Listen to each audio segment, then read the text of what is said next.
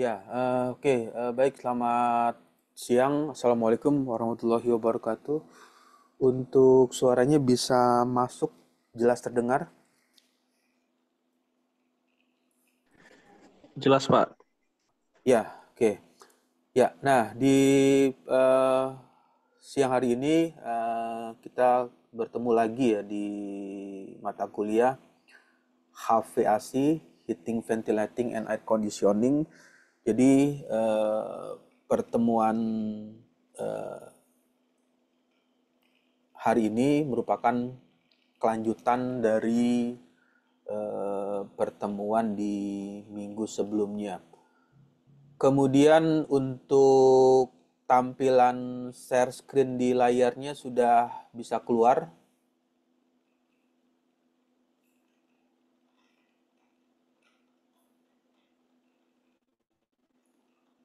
Untuk tampilan share screen-nya sudah bisa terlihat.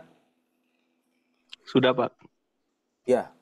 Nah, di pertemuan yang lalu ya, mengenai HVAC ini. Jadi HVAC ini ada proses pendinginannya secara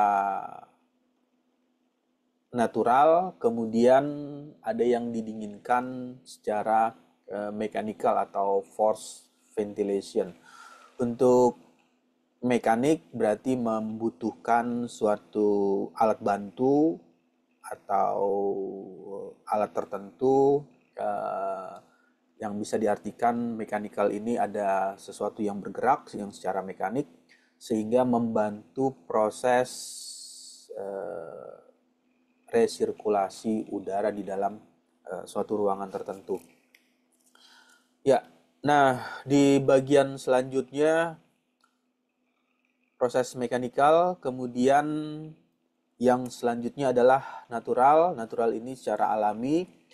Kemudian untuk AC itu sendiri atau yang biasa disingkat dengan air conditioning, AC, ini merupakan sistem pengkondisian udara sesuai dengan keperluan.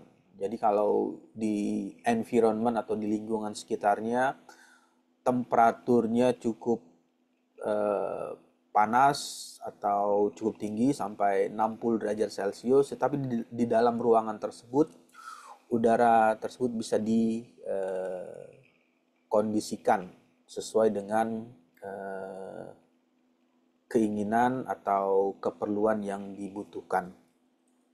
Itulah fungsi dari air conditioning. Nah,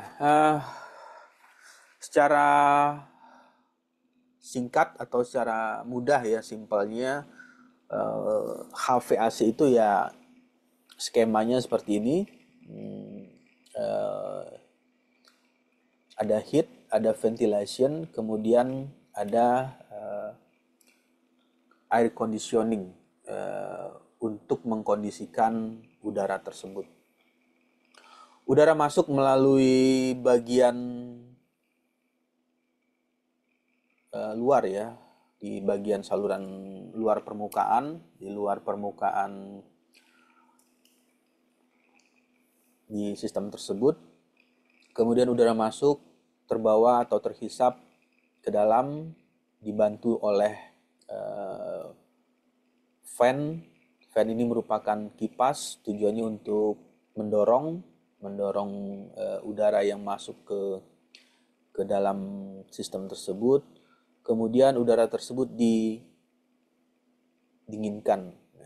Di proses pendinginan ini yang juga melibatkan ya atau menggunakan eh, freon atau eh, zat pendingin untuk bisa mempercepat udara yang masuk tersebut ketika keluar dan didistribusikan ke ruangan, temperaturnya menjadi lebih dingin jika dibandingkan ketika udara tersebut masuk. Fungsi ini memberikan peranan di bagian eh, termostat ya. Termostat itu kondisinya untuk melakukan kontrol suhu udara yang akan keluar di saluran keluarnya. Berapa suhu yang diinginkan, berapa kelembapan atau humidity ya, atau kecepatan udara yang keluar itu bisa dilakukan di sistem kontrol. Jadi ini kontrolnya memberikan peranan penting pada saat HVAC tersebut dipergunakan. Ya, nah di skematik yang lain ada juga sistem HVAC ini bisa dibagi-bagi ya ke dalam untuk mendistribusikan ke ruangan-ruangan yang kondisinya memiliki fungsi yang berlainan. Jadi pada saat di bagian ini diilustrasikan, di sini ada ruangan tempat pertemuan atau tempat meeting dan lain sebagainya. Kemudian di bagian skat yang lain ini ada ruangan juga, tetapi ruangannya bisa saja dipergunakan untuk melakukan penyimpanan atau menyimpan barang-barang tertentu. Dan di bagian yang lain ada ruang tunggu atau ruang untuk menunggu sesuatu. Jadi ketika ruangan tersebut dibagi, maka distribusi suhu atau kelembapan juga akan memiliki perbedaan. Nah, di bagian ini juga akan terjadi proses pengontrolan yang berbeda.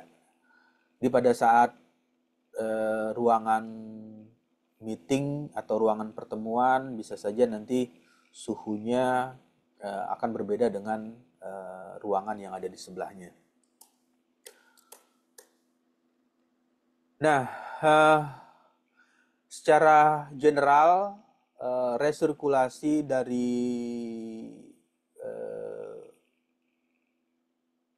udara yang ada di dalam ruangan tersebut ya bisa terjadi seperti ini ya. Kalau misalkan di sistem building tersebut atau bangunan gedung tersebut dibangun dengan konstruksinya seperti ini, jadi di bagian dinding paling bawah itu seringkali ditemukan ada lubang-lubang kecil atau laluan udara masuk yang ada di dalam ruangan tersebut akan terhisap, kemudian dilakukan filter di bagian atas, ada yang disaring, kemudian ada juga yang dikeluarkan ke ruangan.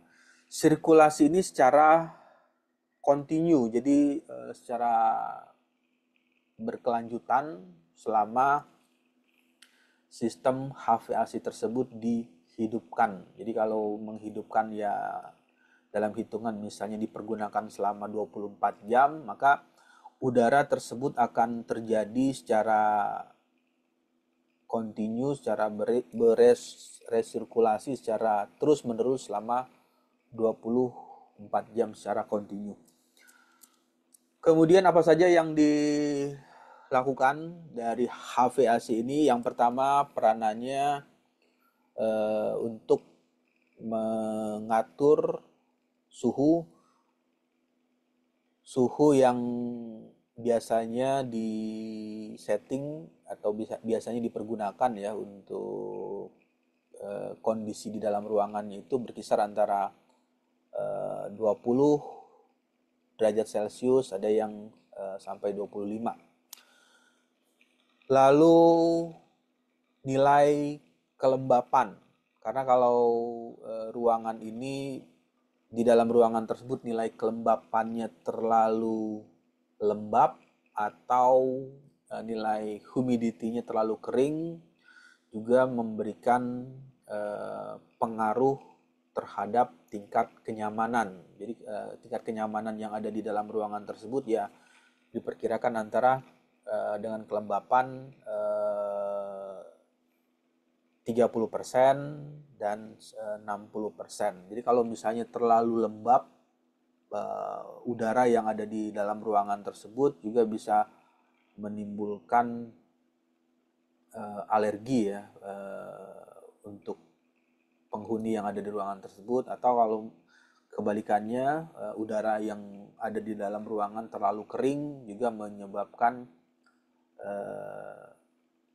panas dan menyebabkan kulit bisa mengalami iritasi.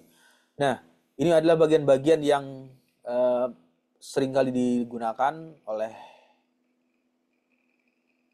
HVAC, temperatur, humidity, kemudian mengatur tekanan. Tekanan juga perlu dikondisikan, perlu diatur posisinya, perlu disesuaikan. Karena kalau misalkan tekanan yang ada di dalam ruangan tersebut cukup besar atau tekanannya negatif ya, menghisap ya, ini juga memberikan hal yang kurang nyaman di dalam ruangan tersebut. Kemudian ventilasi. Untuk ventilasi ini dipastikan harus seimbang ya antara bagian ventilasi, karena kalau misalnya ruangan tersebut terkondisikan atau dibuat dengan tanpa adanya ventilasi, maka udara yang masuk ke dalam ruangan dari sistem HVAC tidak bisa diresirkulasi atau dibersihkan ya ke tingkat udaranya. Inilah fungsi dari ventilasi tersebut. Jadi ventilasi memberikan peranan yang penting. Nah, tugas utama dari HVAC itu ya melakukan pengkondisian keempat ini. Jadi ada 4 poin yang dilakukan, tugas pokoknya ya dari HVAC. Yang pertama adalah mengontrol temperatur, kemudian humidity, 3 itu tekanan, 4 ini adalah pada saat pembuatan atau pada saat perancangannya itu perlu adanya ventilasi. Ya, lalu yang di bagian berikutnya untuk HVAC ini bisa dipergunakan sebagai kontrol. Apa yang dikontrol ya, yang pertama adalah mengontrol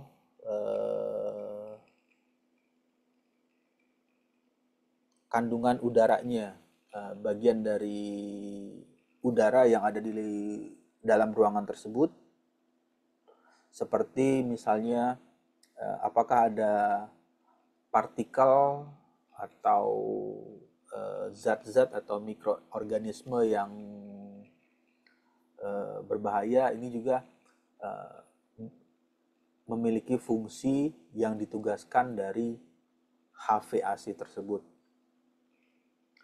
Kemudian melakukan room pressure, tekanan, mengatur tekanan utama, kemudian mengatur space ruangan, kenyamanan ya, lalu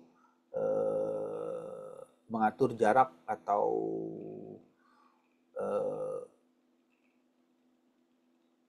temperatur yang ada di ruangan tersebut supaya suhunya bisa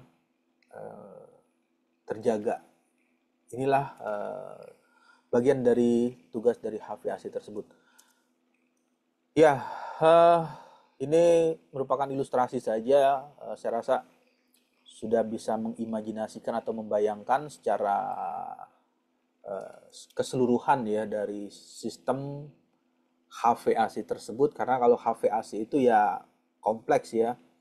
Sudah ada pemanas, sudah ada ventilasi, lalu sudah ada air conditioningnya. Jadi pengkondisian udara untuk temperatur yang diinginkan. Kemudian macam-macam dari HVAC juga bisa dilihat di bagian ini mengenai pergerakan aliran udaranya. Jadi antara ruang kerja, kemudian ruang kerja ini diilustrasikan ini ya, positif, ini positif, artinya ini negatif. Nah, untuk ruang kerja ini artinya membutuhkan supply ya, membutuhkan supply udara yang akan keluar di bagian saluran keluarnya, lalu di bagian sisi lainnya ada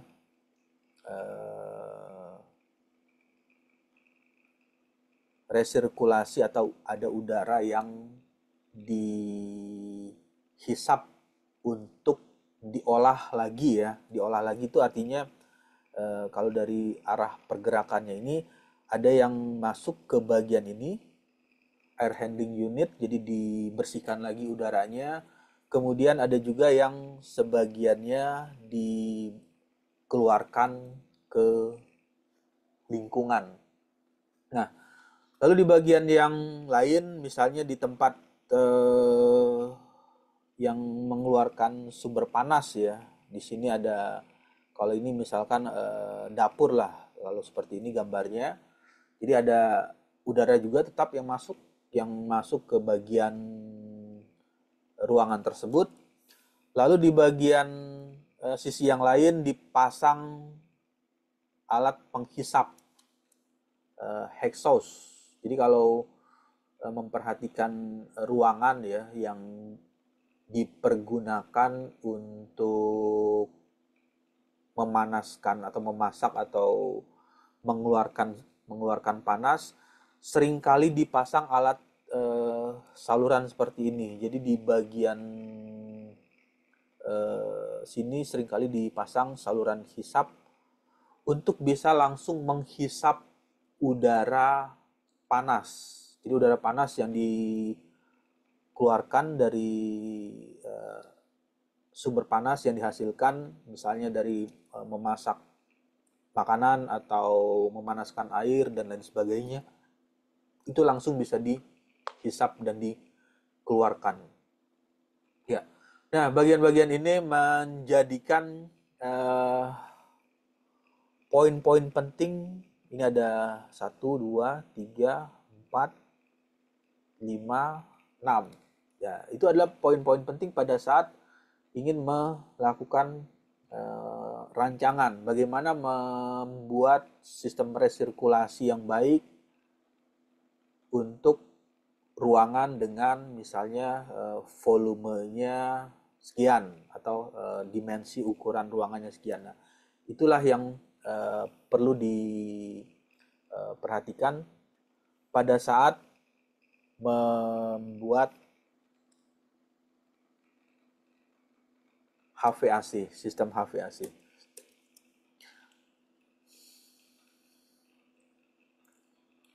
Ya, nah ini sekedar mengingat saja atau memahami lagi. Jadi pada saat udara yang keluar dari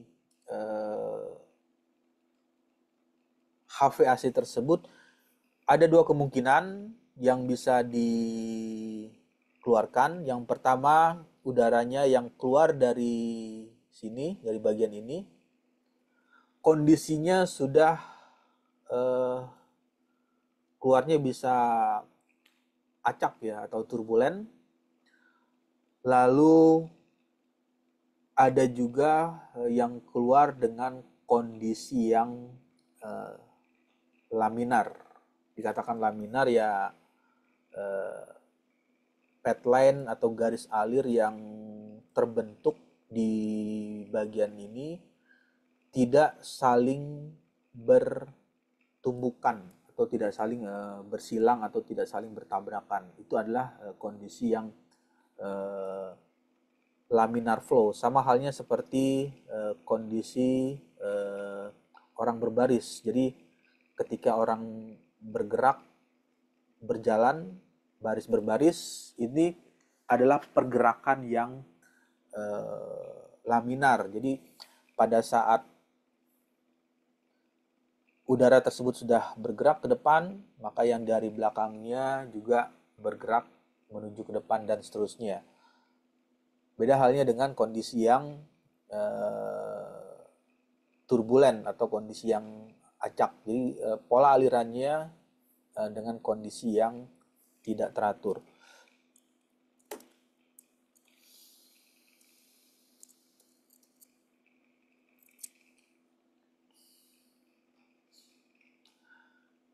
Nah, untuk airflow pattern itu merupakan pola dari aliran udaranya. Ada aliran udaranya yang keluar dari sini menggunakan main filter ya. Di bagian ini ada filter. Filternya itu ketika udara keluar maka langsung menghasilkan aliran yang turbulen.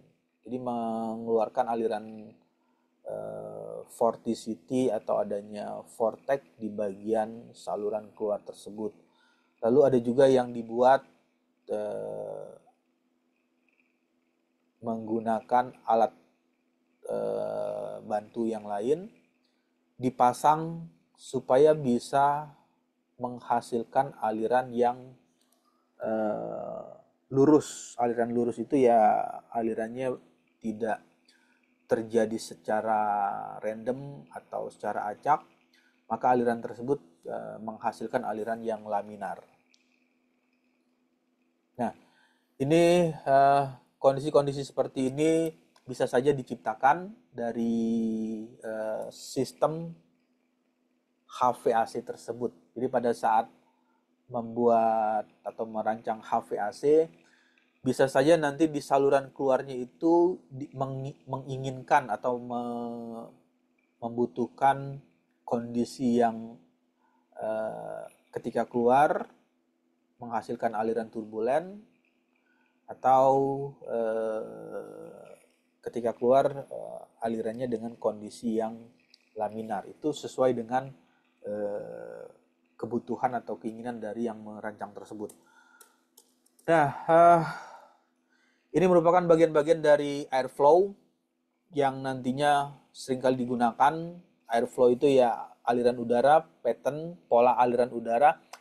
Ada yang dipergunakan untuk airflow-nya untuk kondisi di ruangan dapur, ruangan tempat memasak dan lain sebagainya. Ada juga yang dipergunakan untuk airflow ini, pola alirannya di dalam ruangan khusus tertentu, dan bisa juga airflow tersebut untuk mendinginkan atau mengkondisikan udara yang ada di dalam ruangan ini. Jadi ruangan ini bisa saja dipergunakan untuk menyimpan makanan atau menyimpan obat dengan kondisi misalnya obat tersebut harus tetap pada temperatur 20 derajat Celcius. Nah, inilah yang dilakukan untuk mendesain airflow pattern tersebut. Jadi pattern pola aliran yang akan keluar itu apakah menginginkan bentuk aliran yang laminar atau menginginkan kondisi aliran yang keluar itu adalah turbulen.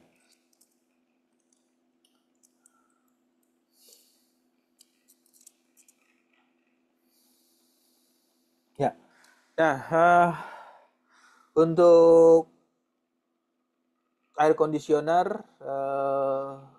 tujuan dari air conditioner itu melakukan pertukaran udara yang ada di outdoor dan di indoor ya, di dalam ruangan. Jadi antara udara yang ada di dalam dan udara yang di luar itu bisa saling tertukar, saling apa beresirkulasi. Nah, karena bisa saja di lingkungan di luarnya temperaturnya lebih eh, tinggi atau lebih panas udara di luar, kemudian supaya bisa masuk ke dalam menjadi lebih dingin, ya ini masuklah ke dalam sistem ini. Ketika udara dari luar dimasukkan ke dalam sistem tersebut, temperaturnya menjadi turun, lalu nilai humidity atau kelembapan yang akan keluar di bagian ini nilainya memiliki humidity yang cukup besar.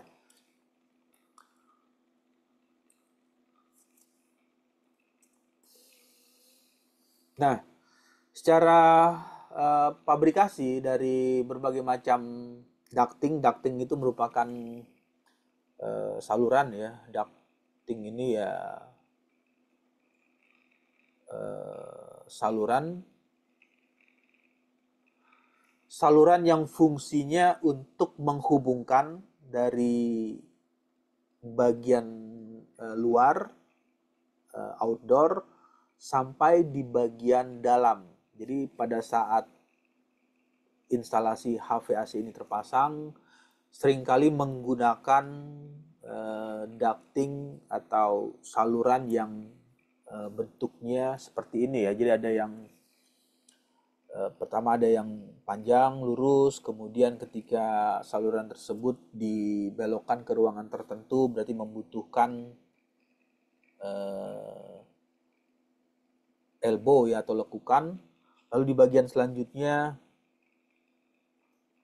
ada perubahan misalnya dari luas permukaannya di bagian bawah, kemudian di bagian keluarnya luas permukaannya menjadi besar. Jadi ada perubahan luas penampang. Nah, ini kembali lagi ke teori di fluid mekanik ya. Jadi ada perbedaan luas penampang yang awalnya dari sempit kemudian mengalami pembesaran atau kebalikan dari besar mengalami penyempitan, nanti akan menyebabkan perubahan nilai kecepatan, kemudian perubahan nilai tekanan yang akan keluar di saluran tersebut.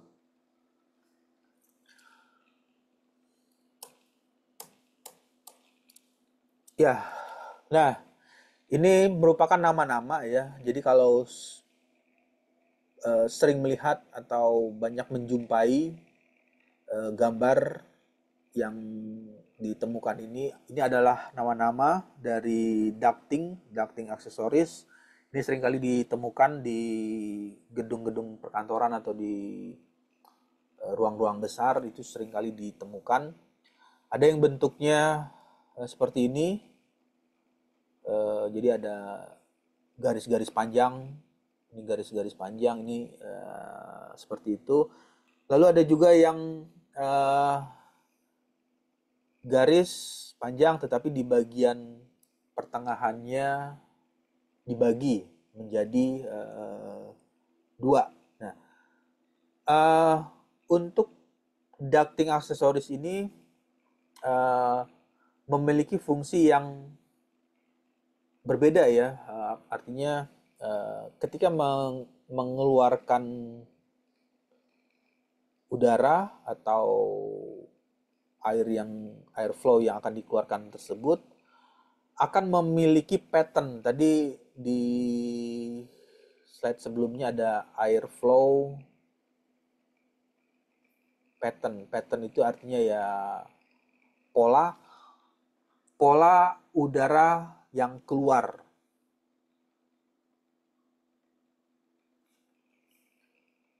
bisa dilihat di sini ada bentuknya seperti ini. Kalau ketika mendapatkan bentuknya seperti ini, nanti udaranya tidak langsung turun ke bawah ya, tapi dia akan terdistribusi ke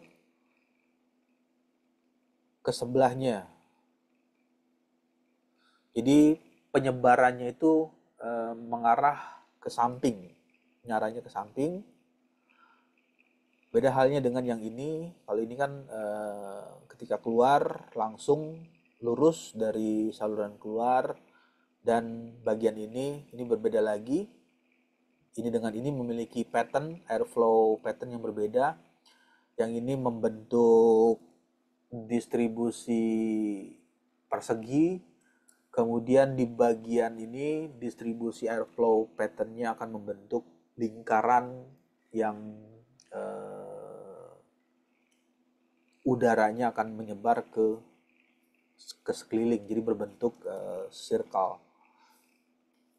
Ya, nah pemasangan ini bisa saja difungsikan untuk kondisi yang variatif. Jadi pada saat menginginkan airflow-nya itu menyebar secara circle ke dalam ruangan, ya pasti membutuhkan kondisi yang seperti ini. Tetapi ketika airflow-nya menginginkan polanya berbentuk persegi, berarti akan memasang saluran keluarnya berbentuk persegi. Nah, di bagian-bagian ini bisa divariasikan sesuai dengan keperluan. Jadi pada saat menggunakan aksesoris, ducting aksesoris ya, sesuai aksesoris itu artinya tambahan. Jadi saluran tambahan. Jadi penambah saluran untuk mendapatkan tujuan yang diinginkan. Ini bisa menggunakan ducting aksesoris. Kemudian di bagian selanjutnya untuk penamaan ya, type of grill dan diffuser.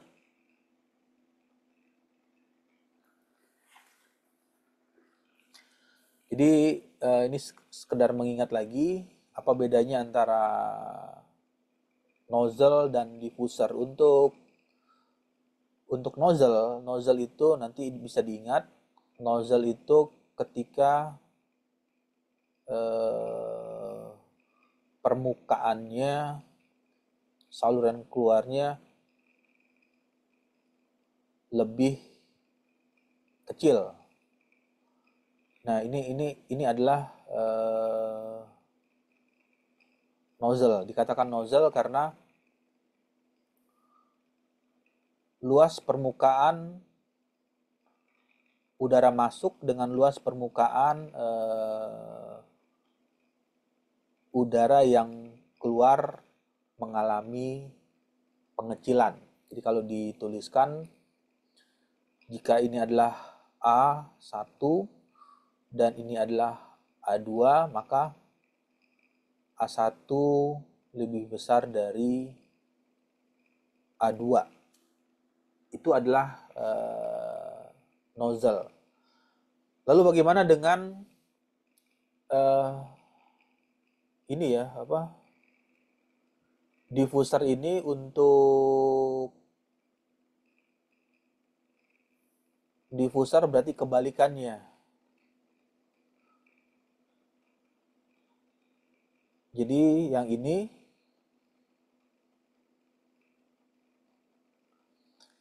merupakan saluran keluar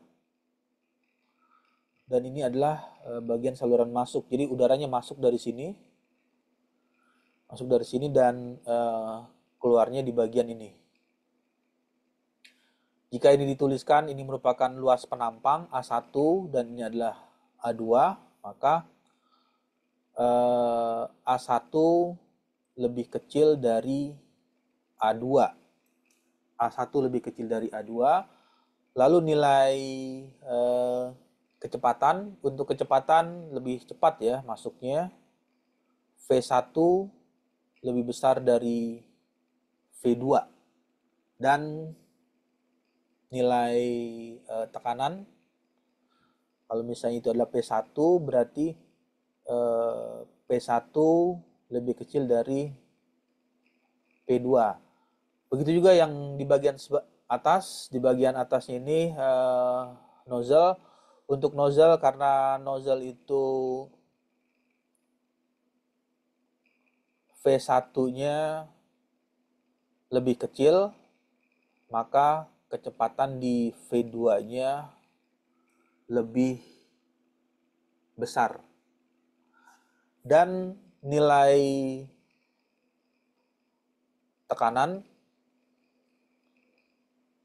tekanannya untuk bagian ini ada P1, ini P1 lebih besar dari P2. Ya. Nah, kondisi inilah yang dipakai atau yang digunakan di diffuser tersebut, tujuannya untuk memberikan pengaruh nilai kecepatan, kemudian pengaruh nilai tekanan udara yang keluar dari saluran ini. Jadi saluran ini mengeluarkan udara.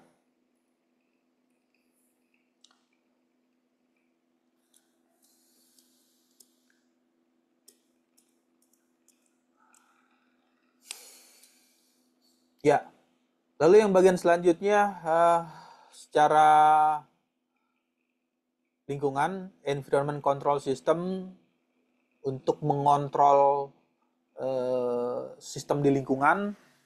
Yang pertama bisa dilakukan dengan menggunakan ini ya, HVAC. Ada juga yang bisa dipakai untuk mengontrol sistem lingkungan, membuat isolasi sistem, lalu menggunakan kontrol untuk mencegah terjadinya kontaminasi. Kontaminasi itu artinya ya pencampuran udara yang bersih dengan udara yang kotor. Nah, metodenya ya macam-macam. Ada yang menggunakan masker atau menggunakan pakaian khusus atau penutup dan lain sebagainya. Lalu ada juga yang di bagian selanjutnya untuk mengontrol sistem, bisa melakukan pembersihan. Nah, ini merupakan fungsi-fungsi dari cara untuk mengontrol sistem. Nah, salah satunya ya bagiannya yang diceritakan itu adalah di kondisi HVAC ini. HVAC itu ya untuk mengontrol sistem, yang pertama udara, menyaring udara, kemudian tekanan, mengkondisikan tekanan. Tekanan itu bisa diatur dengan memasang, tadi ada pemasangan diffuser, lalu mengatur temperatur, kelembapan, kemudian membersihkan airborne, jadi udara yang mengalir di dalam ruangan tersebut bisa juga dibersihkan menggunakan sistem HVAC.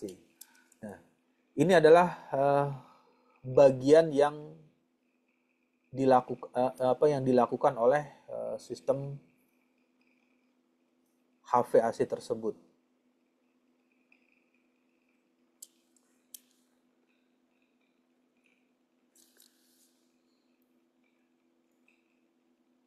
Ya, nah penerapan dari HVAC ini applied-nya banyak ya. Aplikasi dari HVAC penggunaannya.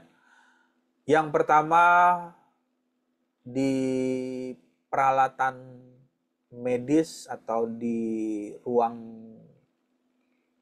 khusus, ruang operasi ini menggunakan HVAC, sistem HVAC. Kemudian fasilitas pendidikan, misalnya di dalam ruangan pertemuan atau ruangan kelas atau ruangan meeting dan lain sebagainya, sistem tersebut digunakan HVAC. Di laboratorium, lab lab khusus ya, lab juga ada yang, walaupun ya ada juga lab yang tidak menggunakan sistem pendingin ini karena eh, kalau misalnya lab tersebut dipergunakan atau untuk apa namanya banyak mengeluarkan debu atau banyak mengeluarkan panas yang tinggi, sehingga proses pendinginan menggunakan HVAC ini kalau dihitung bahkan membutuhkan energi yang cukup besar. Nah, ada juga yang tidak menggunakan, tetapi umumnya eh, banyak yang menggunakan sistem HVAC ini di lab-lab tertentu. Lalu untuk pembuatan farmasi atau obat-obatan itu seringkali menggunakan sistem HVAC. Kemudian non farmasi berarti kebalikan, tidak membuat industri obat-obatan, berarti industri yang lain. Building gedung yang tinggi, tall building merupakan bagian dari ruangan yang cukup tinggi ya tingkatannya, bahkan ada sampai 50 tingkat atau bahkan sampai 100 tingkat. Itu sudah umumnya atau sudah dipastikan dari sistem tersebut, dari gedung tersebut pasti memasang yang namanya HVAC, karena untuk mengatur suhu yang ada di ruangan, kalau misalnya tadi dilakukan secara natural cooling, pendinginan secara natural, ini mengalami kesulitan atau tidak bisa dilakukan, sehingga perlu dipasanglah HVAC. Lalu yang berikutnya hotel, tempat penginapan, tempat persinggahan dan lainnya ini seringkali menggunakan HVAC. Tempat perakitan, place assembly, nuclear facility, fasilitas nuklir, commercial and public building, alat-alat gedung-gedung komersial dan gedung secara umum seperti gedung meeting atau gedung pertemuan, ini banyak sudah menggunakan HVAC.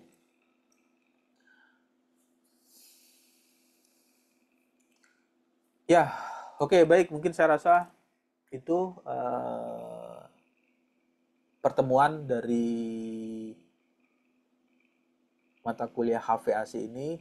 Jadi yang bisa disimpulkan, heat ventilating and air conditioning ini bisa digunakan untuk berbagai macam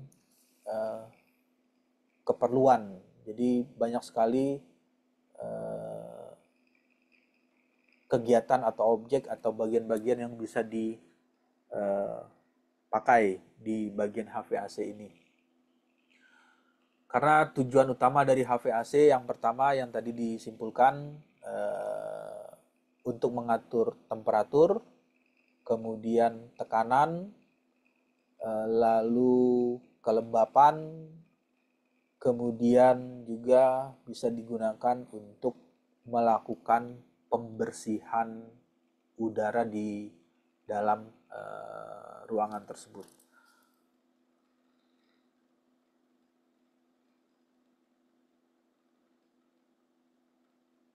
Ya, oke baik. Mungkin saya rasa cukup ya di pertemuan mata kuliah ini untuk HVAC, sistem pendingin menggunakan eh,